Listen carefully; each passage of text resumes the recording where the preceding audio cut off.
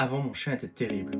Il tirait, il attaquait tout ce qui bouge. Mais un jour, j'ai fait appel à un éducateur canin qui m'a appris à reprendre ma vie en main, à améliorer mon quotidien grâce à la canette pour chien et particulièrement Cans Chien. Et alors ma vie est devenue un rêve. Mon chien ne tirait plus, il n'était plus aussi excité et bougeait presque plus. Et il est où votre chien maintenant? Il est au refuge. Bougeait presque plus, c'est pas normal ça. Cans Chien. Améliore ton quotidien, pas celui de ton chien. Tu t'es sûrement posé la question, est-ce qu'il faut ou non utiliser la canette pour chien? Alors je vais être très clair, absolument pas. Mais alors pourquoi est-ce qu'on la recommande autant?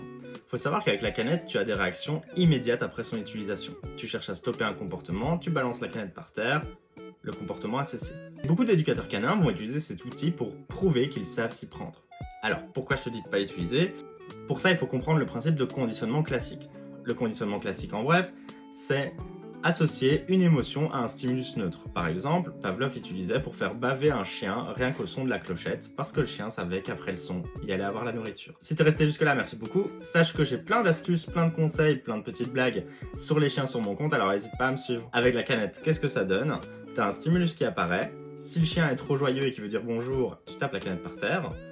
Ton chien va ressentir de la surprise et il va associer cette surprise, cette peur à la personne. Et à force de répétition, c'est comme ça qu'on crée un chien réactif humain, réactif congénère. Alors si tu te demandes toujours pourquoi il ne faut pas l'utiliser, maintenant tu sais.